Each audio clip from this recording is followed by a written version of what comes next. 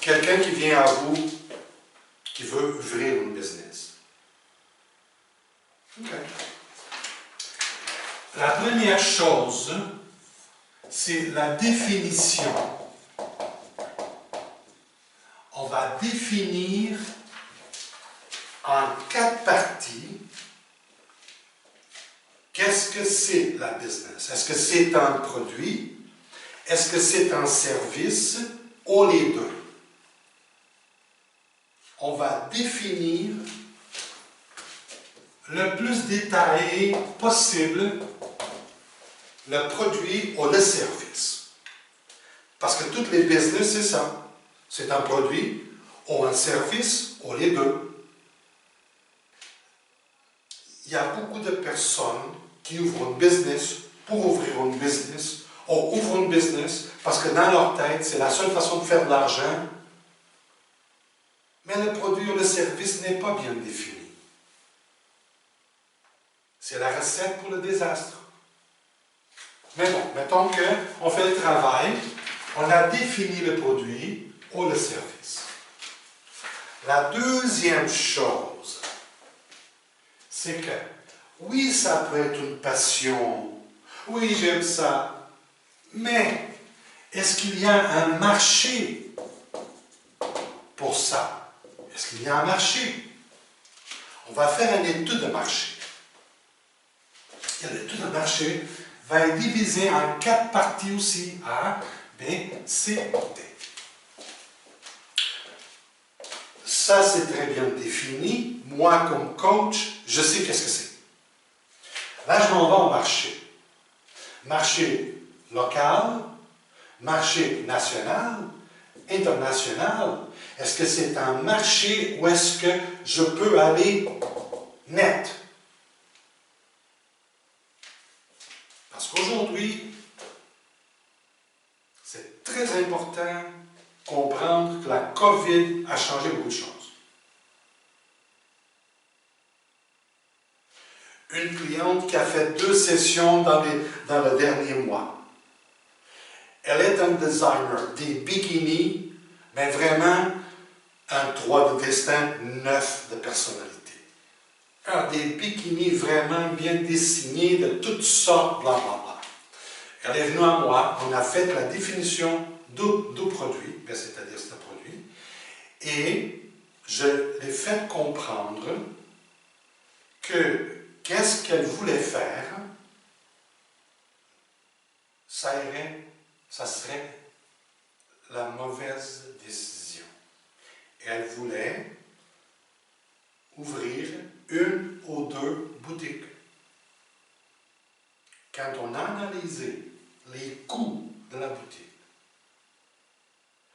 les situations problématiques futures qui peuvent arriver à cause de virus, des vols, et tout. Conclusion. Vente Internet.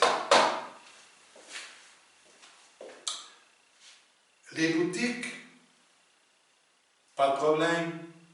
Tu vas vendre dans des boutiques, mais tu n'auras pas la responsabilité de la boutique.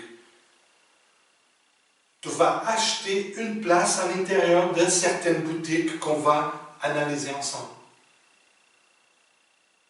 Tu as juste à donner un profit à la boutique. Et tu n'auras pas de maux de tête avec l'électricité, les taxes, l'ouverture, les employés, voilà. Est-ce que vous me croyez quand je vous parle?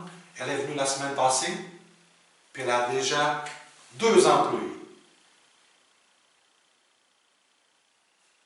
Soit à temps partiel, mais c'est pas grave. 2 employés pour fournir les commandes.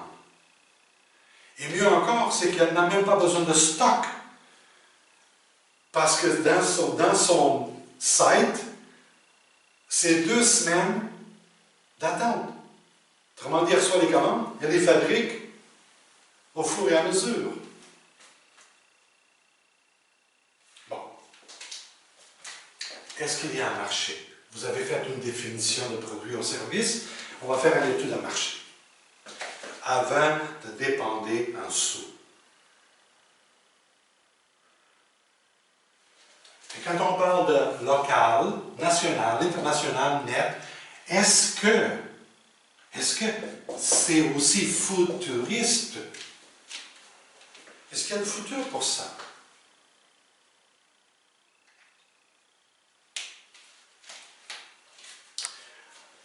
Maintenant, on va analyser la cohérence.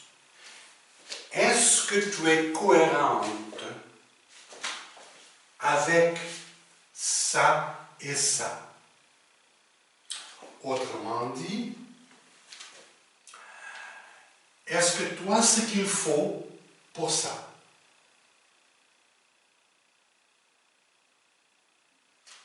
Le savoir-faire, les instruments, les formations, je ne sais pas. Est-ce que tu es cohérente avec ça? Aussi banal que moi, je veux être un agent immobilier. Mais Antonio, je ne veux pas travailler le samedi et dimanche. Tu n'es pas cohérente. Tu places déjà des conditions. OK, tu veux une pâtisserie. Est-ce que tu es cohérente de te lever à 3h30, 4h du matin? Là, je vous donne des exemples. C'est parce qu'il y a beaucoup de gens qui ont beaucoup de rêves, mais quand ils font une analyse de cohérence avec leurs rêves, bon. Non, je ne suis pas cohérente parce que je n'ai pas une formation en ça. Puis ça me prend ça. OK. Ça ne veut pas dire que ton rêve est mort. Parce qu'on a fait une définition de produit-service. Oui, il a des jambes pour marcher. Maintenant, on va travailler la cohérence. On va travailler et chercher ce qu'on a besoin pour ça.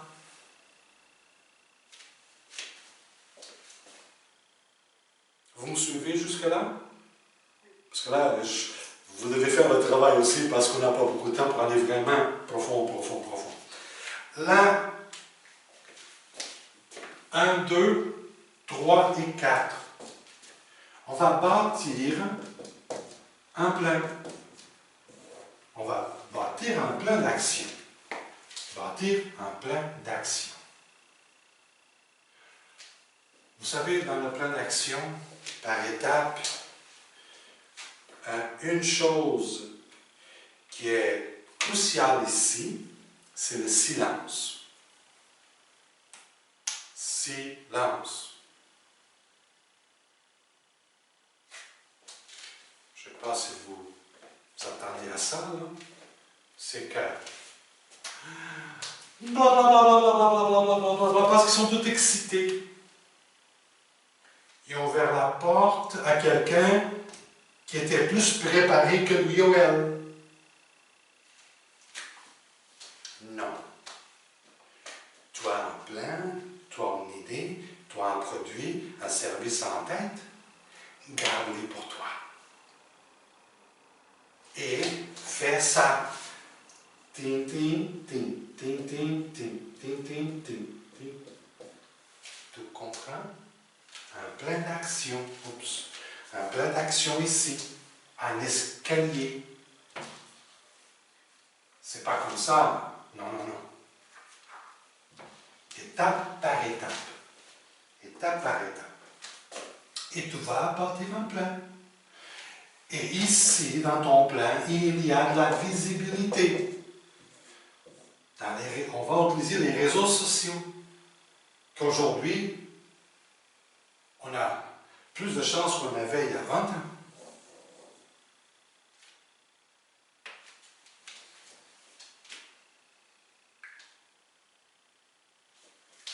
Ça va? Okay. Pour le plan 2, j'ai écrit comprendre comment calculer les marges de profit. Bon, c'est va dire, mais ça arrive. J'ai quelques entreprises, des boutiques ici, qui pensaient qu'ils faisaient une marge de profit. Même en France, j'ai un entrepreneur qui suit du coaching, c'est je ne sais pas combien de fois déjà, et les profits montent. Une chose qu'il n'a jamais entendu parler, c'était du VPHH. Il ne connaissait pas ça. Mais là, depuis 6 mois qu'on travaille ensemble, son VPHH, qui était à 87 ou 88 euros de l'heure, est passé à 117. Ça veut dire les ventes par 1 heure.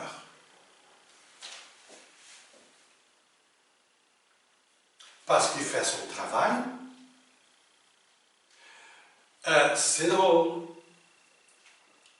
Les employés dans les 3 boucheries sont beaucoup plus efficaces, travaillent moins fort et tout roule comme dans l'huile.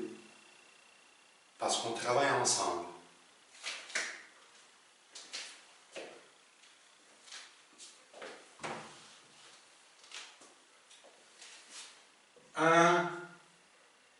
On va dire $1. Plus 50%, j'ai acheté un produit qui m'a coûté $1. Et moi, je veux le vendre dans ma boutique pour 50% de profit. Combien je dois vendre mon produit?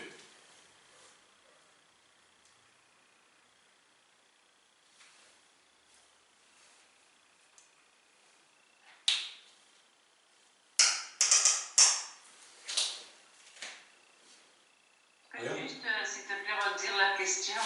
Moi, j'ai acheté le produit, j'ai acheté ça pour $1. Et je veux le vendre dans ma boutique avec 50% de profit. Combien je dois le vendre?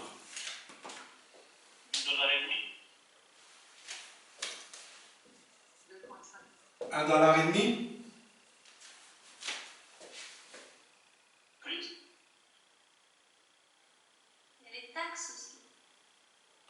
Non, je ne parle pas de taxes. Ah, pas de taxes, ok. Généralement, on prend un coef de 2,5. Pardon? Ben, généralement, on prend un coef de 2,5. Donc, tu multiplies 2 fois 0,5. Donc, ça veut dire que si tu l'as acheté à $1, tu vas le vendre à $2,50 parce que tu veux faire ta marge, puis tu veux faire un bénéfice pour toutes les dépenses que tu as eues pour pouvoir acquérir, que ce soit la dépense en déplacement, la dépense à tout plein de niveaux, en gestion, en mise en place, en promotion et tout. Tu donnes un petit peu plus que presque la moitié. C'est souvent ce qui est conseillé. OK. Faire un coef de 2,5. J'ai acheté pour $1 et je veux vendre avec 50% de profit. 50% de profit. Alain a dit, et plusieurs d'entre vous ont dit $1,50. $1,50. À la fin de la semaine, j'ai vendu $1,50. Ça, c'est mes ventes. Ça m'a coûté $1. Ça m'a coûté $1. $1 moins $1,50, ça fait 50 cents de profit. 50 cents divisé par 1,50,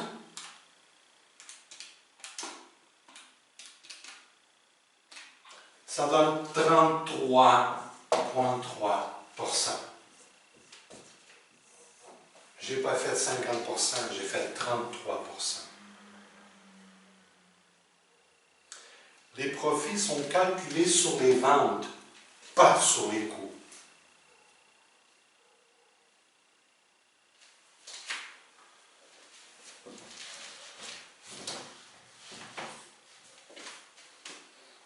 J'ai acheté un produit pour $1 et je veux 50% de profit. Je dois diviser $1 divisé par 50% égale à $2. Divisé par 50%. $2 moins $1, ça donne $1. $1 divisé par 2% donne 50%. Là, je vais aller vite, puis on reviendra. Si je veux faire 60% de profit, je dois diviser par 40%. Parce que c'est 100% l'unité. Si je veux faire 80% de profit, je dois diviser par 20% égal. Et ça me donne l'heure juste. C'est toujours 100 moins ce que vous voulez faire.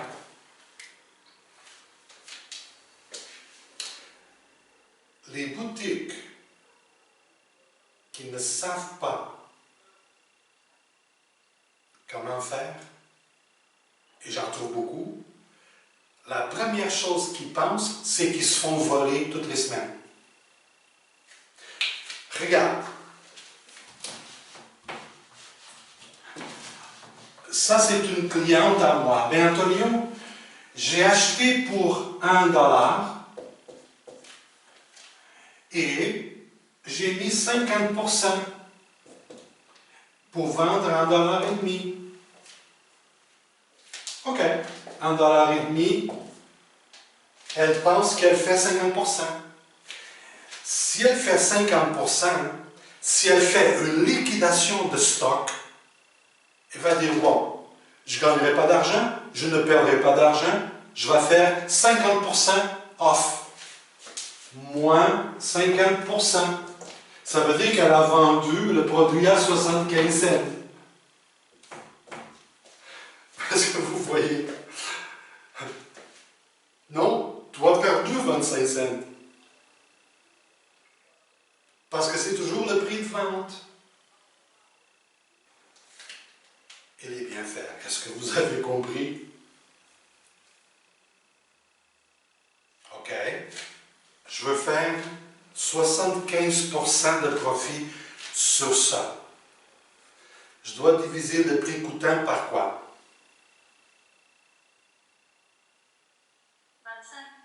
25%.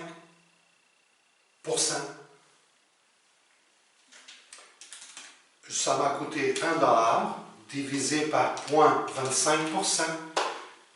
Combien ça fait? $4. Je dois vendre par $4.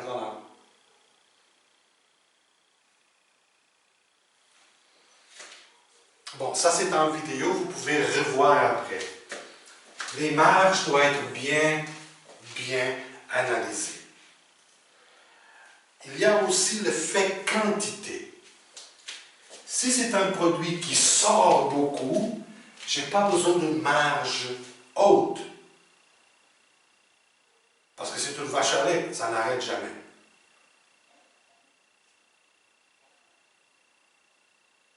Si c'est un produit qui sort moins fort, j'ai besoin de mettre une marge plus haute. Là, je ne dis pas un, premier, deuxième, troisième. Non, non, non, non, non. Parce qu'on a aussi l'adresse. C'est très important, le numéro de la porte.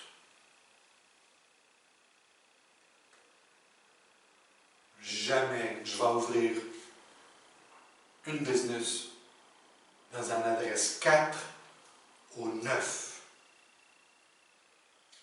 Non. Je dois choisir mon numéro de porte. Tonio t'a dit jamais ouvrir un business dans un numéro 4. Égal à 4 ou égal à 9. Parce que 4, c'est la structure d'organisation. Exemple, 16, 11 fait 9. 22 fait 4. Non. Il faut choisir un bon numéro de porte. C'est sûr que pour une business, 8, 1, mais il y a aussi 3. Les nombres qu'il faut éviter, c'est le 4. Tout ce qui additionne 4 et tout ce qui additionne 9. Il faut l'éviter. Parce que le 4, c'est la stagnation, et le 9, c'est on n'avance pas. Le 4, c'est 2 pas par en avant, 2 pas par en arrière. Maintenant ça va, maintenant ça ne va pas. Maintenant ça fonctionne, maintenant ça ne fonctionne pas. C'est comme toujours dans un impasse. Et le 9, c'est une espèce de blocage, mais toujours à la fin.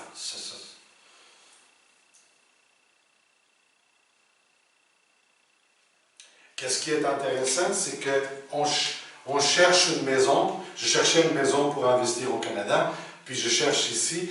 Puis les maisons qui ont les meilleurs prix, ce sont des maisons neuves, des maisons 4. Non. Je n'achète pas ça. Ça, c'est bon, les numéros de porte. Faire attention à ça. Aussi la date d'ouverture.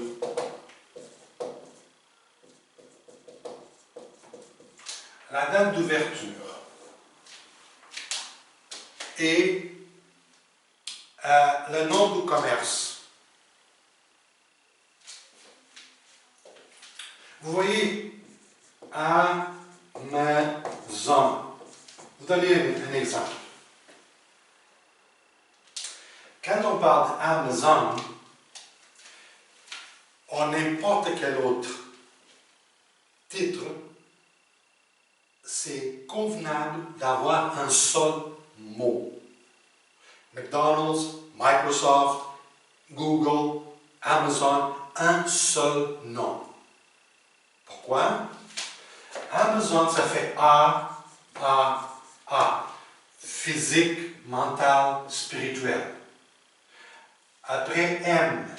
Quand on parle de M, on parle de 4 fois M. On arrive à Z. Z, c'est 8 fois 8. Ici, ici, ici. Et si vous regardez l'évolution de Amazon, vous allez voir pourquoi c'est devenu ce qu'elle est devenu. Si j'ai un nom d'entreprise qui a 2 noms, bon, le premier nom va en haut, puis le deuxième va en bas, le troisième c'est le même que le deuxième. On doit analyser au niveau des transits comment la compagnie va trendre. Je sais que c'est beaucoup, mais je veux que vous restiez avec une petite porte de ça aujourd'hui. On pourra revenir à l'automne avec 2 formations, whatever. OK, on pourra revenir là-dessus, mais je veux vous laisser une porte ouverte.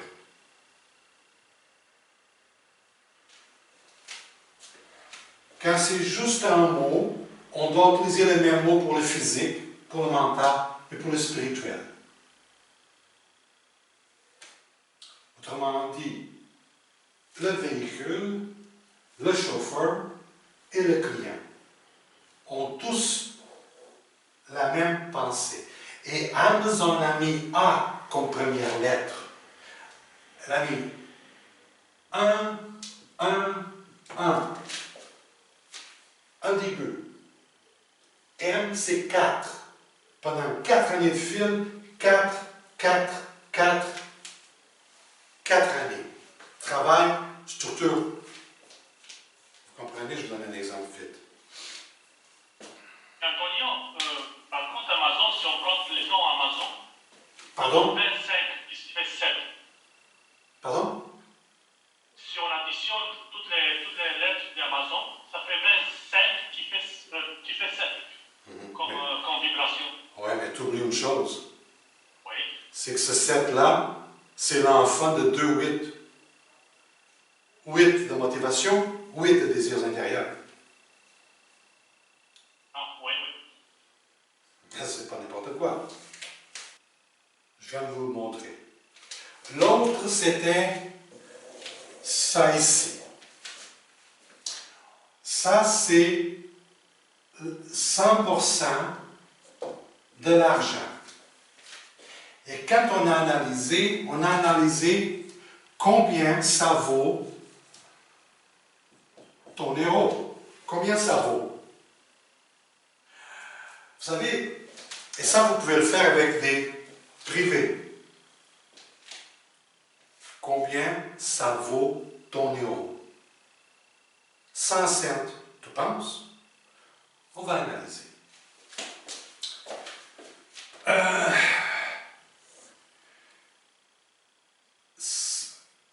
25% pour les paiements d'auto. 30% pour la TV, whatever, puis les prêts personnels, ton hypothèque, les coûts. Ah, ben ton héros vaut moins 0,9 cents.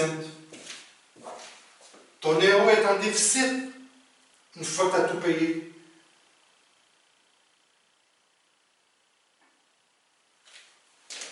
Cette entreprise de matériaux de construction, quand j'ai fait l'analyse de plusieurs parties de l'entreprise, l'année passée, en 2020, il a payé 88 000 € juste pour des réparations de camions. Hey, ça va pas? Réparation, vous mettez de l'argent dans des vieilles machines. 88 000 € divise en deux, 44, tu fais venir 2 camions de la Belgique ou de la Suisse ou je ne sais pas où, qui sont très récents.